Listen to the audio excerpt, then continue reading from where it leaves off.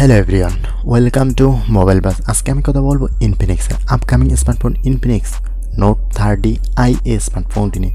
এই স্মার্টফোনটি বরাবরই Infinix Note 30 Pro স্মার্টফোনটির ডিজাইনে তৈরি। পাঞ্চুয়াল ডিসপ্লে, রেয়ার পার্টে বেটার ক্যামেরা এবং গ্লাস বিল্ডের তৈরি। তো দেখতে বক্সি টাইপের ডিজাইন হতে ক্যামেরা কাটআউটটি বেশ সুন্দর হতে বেশ অসাধারণ লাগে স্মার্টফোনটি।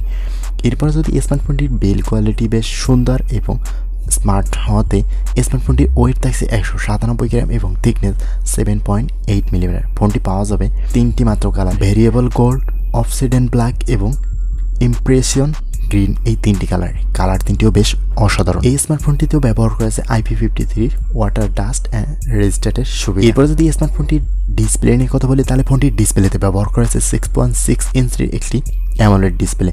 থাকছে না 120 Hz রিফ্রেশ রেট, এখানে 120 Hz রিফ্রেশ রেটটি 30i এর ক্ষেত্রে তুলে নেওয়া হয়েছে। ফোনটির ডিসপ্লে রেজোলিউশন থাকছে 1080x2400 পিক্সেলের, থাকছে 395 ppi pixel density. Overall display নিয়ে মোটামুটি বাজেট বলতে গেলে 20,000 টাকার উপরে হওয়ার পসিবিলিটি থাকছে। তো এই বাজেটে এই স্মার্টফোনটি ডিসপ্লের দিক থেকে একটু কম থাকছে।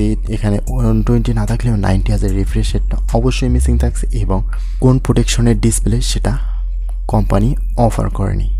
থাকছে এই স্মার্টফোনটিতে 4G সাপোর্টেডের সুবিধা, থাকছে না 5Gর সুবিধা। ফোনটির ক্যামেরা সেকশনে ব্যবহার করেছে 64 মেগাপিক্সেলের একটি মেইন ক্যামেরার সাথে QVG একটি সেন্সর।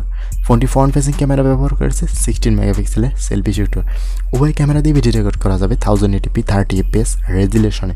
তো ওভারঅল ক্যামেরা নিয়েও মোটামুটি সন্তুষ্ট থাকতে হবে, একেবারে ভালো মানের ছবি বলা যাবে। এরপরে সেই স্মার্টফোনটি পারফরমেন্স সেকশনে ফোনটিতে চিপসেট হিসেবে ব্যবহার করেছে মিডিয়াটেক হিলিও G85 এর একটি 12 ন্যানোমিটারের চিপসেট। ফোনটিতে CPU হিসেবে পাওয়া যাবে 2.0 GHz অক্টোকোর এবং জিপি হিসেবে থাকছে মালি G52MC2।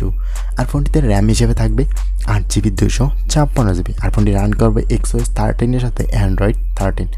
ওভারঅল যদি পারফরমেন্স সেকশনে কথা বলি তাহলে বাজেট অনুযায়ী পারফরমেন্স সেকশনটা মোটামুটি বেশ বেটারই করেছে। G85 প্রসেসর দিয়ে আপনি অনায়াসে বেশ ভালো গেমিং এবং হার্ড কাজগুলো করতে পারবেন। বেশ ভালো সাপোর্ট দেবে এই স্মার্টফোনটি পারফরমেন্স সেকশন। এরপরে যদি স্মার্টফোনটি ব্যাটারি সেকশনে আসি তাহলে এখানে ব্যবহার করা হয়েছে 5000 mAh একটি ব্যাটারি এবং 33 ওয়াটের ফাস্ট চার্জিংয়ের সুবিধা। তবে এই বাজেটে ব্যাটারি সেকশনও বেটার। 5000 mAh ব্যাটারি এবং 33 ওয়াটের চার্জার দিয়ে মোটামুটি দ্রুত চার্জ করে আপনি পুরো দিন অনায়াসে কাটিয়ে দিতে পারবেন। বেশ ভালো সাপোর্টেড থাকছে। এছাড়াও থাকছে 3.5 millimetre headphone Jack, USB Type-C পোর্টের সুবিধা, ওয়াইফাই, ব্লুটুথ, NFC।